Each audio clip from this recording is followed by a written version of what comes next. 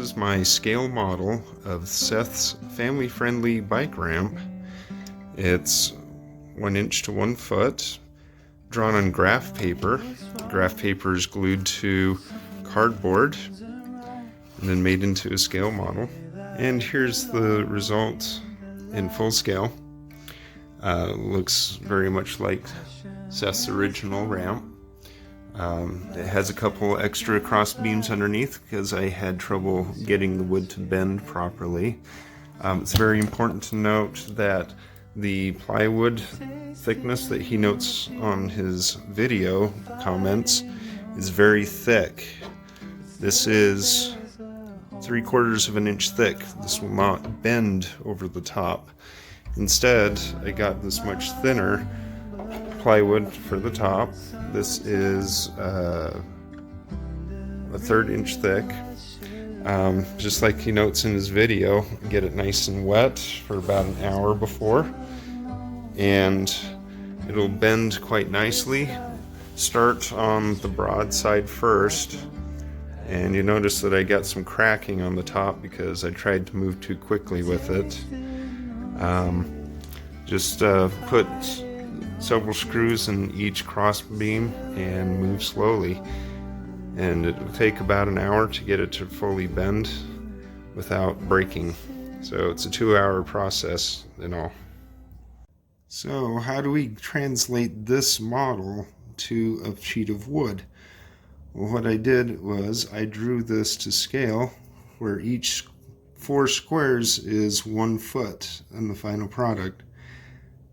I measured out several points on here so I can translate the height and width of each point coordinate onto this piece of wood that is the sidewall. So some tools that are going to be very helpful if you have it: calipers, so we can measure different points of the model itself.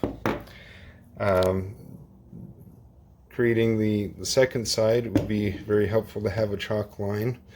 Of course, having a tape measure is going to help. My favorite tool is one of these drafting T-squares. It's very helpful to have markings on a square that we can simply move back and forth on the wood.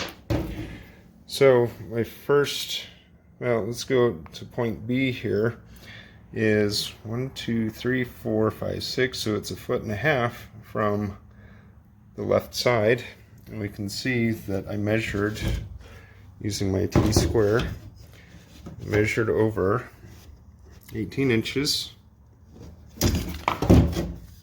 made a mark, and up 10.5 inches.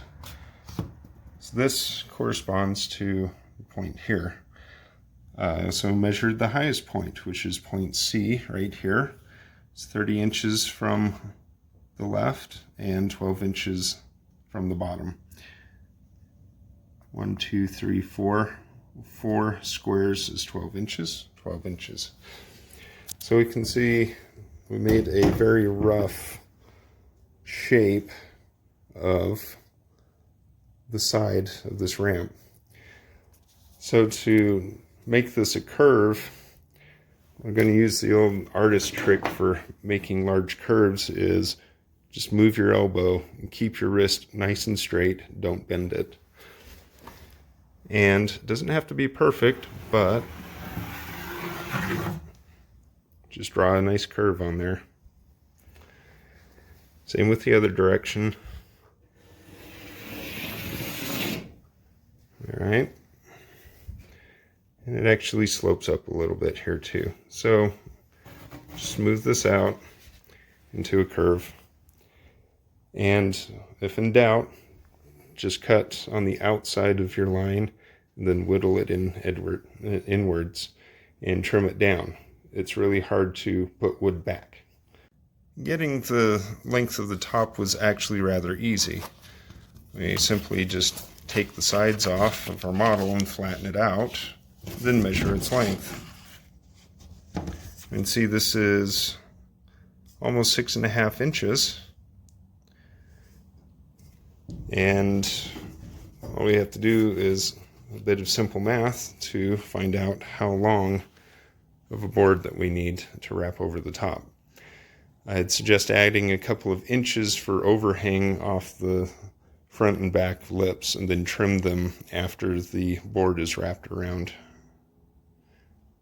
Hinges are particularly tricky because both of the hinges need to align with each other when put on, so it's important to get a nice straight piece of wood and use a square to make sure that these are as close to 90 degrees to the edge of the wood as possible. And what I did was mount them onto this small piece of wood first, and then mounted it onto the ramp itself. After that, I put the wheels on last. I put some rotating casters on, which makes it very, very easy to manipulate and maneuver the ramp. Another thing to note is I didn't tie the string directly onto the wood.